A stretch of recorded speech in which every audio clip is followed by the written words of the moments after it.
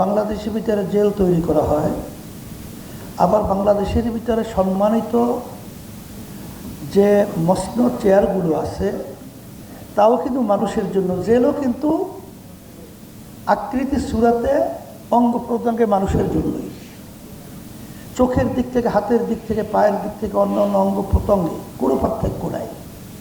কিন্তু এক শ্রেণী কিন্তু জেলে, আর এক শ্রেণী বাংলাদেশের সম্মানিত উঁচু মসনদের ভিতরে বসা। এর কারণ কি? আমার আব্বাজান রহমাতুল্লাহ আলাইহি বলতেন, শিক্ষা জাতির মেরুদণ্ড, কিন্তু সব শিক্ষাই কিন্তু জাতির মেরুদণ্ড হতে পারে না। সুশিক্ষাই হলো জাতির মেরুদণ্ড। তার বাস্তবতা আমরা দেখেছি। বাংলাদেশের ভিতরে উল্লেখযোগ্য শিক্ষাপীঠ ভার্সিটি ঢাকা, সেখানে আপনারা দেখেছেন কিছুদিন আগে ঢাবি ছাত্রদের নির্বাচন হয়েছে। ভিসি কত বড় একটা উচ্চ সম্মানিত পদের দায়িত্বে পালন করে, সেখানে একটা ছাত্র, একটা সংগঠনের ছাত্র দলের সভাপতি, সেই এত বড় সম্মানিত ব্যক্তির সামনে তার আচরণটা, এটা কি বাংলাদেশের কোনো মানুষ এটাকে গ্রহণ করবে ভালো হিসাবে, না খারাপ বলবে? তাহলে বোঝা গেল যে ওর শিক্ষাটা আসলে এমন শিক্ষায় শিক্ষিত হয়েছে যে শিক্ষার মাধ্যমে কোন জায়গায় কি আচরণ করতে হয়, ব্যবহার করতে হয়, এটা ওকে শেখানো হয় না।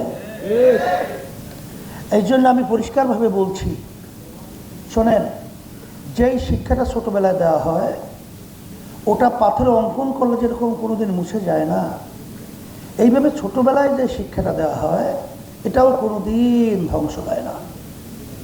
ছোটবেলার শিক্ষাটার গুরুত্ব কি? 2024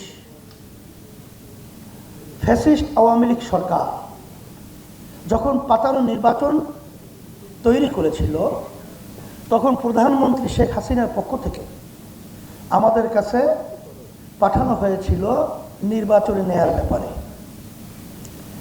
সেখানে প্রধানমন্ত্রীর পক্ষ থেকে যখন আমাকে নিয়ে বসবে, তখন আমি শর্ত লাগিয়েছিলাম যে তাদের নির্ধারিত প্রস্তাবিত জায়গায় আমি বসবো না, আমরা যেখানে বলবো সেখানে তাদের বসতে হবে। আমাদের প্রস্তাব মেনে তারা বসছিল। বসার পরে আমি দেখতেছিলাম যে তার কপালে নামাজের দাগ দেখা যায়। তা আমি প্রশ্ন করলাম যে আপনার কপালে তো নামাজের দাগ দেখছি, তাহলে তো মনে হয় আপনি নামাজ পড়েন। তখন সে বলতেছিল, হুজুর আমি 7 বছর বয়স থেকে আমি নামাজ পড়ি। কিভাবে? বলে, হুজুর আমি যদি নামাজ না পড়তাম, আমার মা আমার জন্য ঘরে ভাত পাক করতো না। আমার মাকে আমাকে নামাজি বানাবার জন্য চেষ্টা করেছে, সেই থেকেও যে আমি নামাজ পড়ি, নামাজ ছাড়ি না। তখন আমি বলতেছিলাম, তাহলে তো আপনার সঙ্গে কথা বলতে ভাই ভাই হিসাবে আমার সাহস বেড়েছে। কিন্তু যদি ওই ঢাবি নির্বাচনের বিশেষ সামনে যে আচরণকারী, ওদের সামনে কথা বলার কোনো পরিবেশ থাকে না। তখন আমি বলতেছিলাম যে আপনারা এই পাতানো নির্বাচনে প্রধানমন্ত্রীর পক্ষ থেকে আসছেন, আমাদেরকে সেখানে ঢুকাবেন, সিট দেবেন এবং এমপি বানাবেন, অনেক কিছু আমাদেরকে অফার দিয়েছেন। এবং সে বলতেছিল যে দায়িত্ব হুজুর আমি নেব, আপনাদের যেখানে যেখানে পদ থাকবে, মানে প্রার্থী থাকবে, তাকে এমপি হিসেবে বানিয়ে নেওয়ার দায়িত্ব আমি নেব। আমি একটা হাস দিয়ে বলছিলাম যে একটা কথা আপনাকে বলি, শোনেন, যে বর্তমান সরকার কোন প্রেসক্রিপশনে চলে, ব্যাখ্যা আমি অত যাব না। আমাদের দেশে প্রেসক্রিপশন না, এই প্রেসক্রিপশন অন্য জায়গায় হয়, এখানে বাস্তবায়ন হয়। আপনি পরিষ্কার জেনে রাখেন, ইসলামী আন্দোলন বাংলাদেশ প্রতিষ্ঠিত হয়েছে 1987 সাল।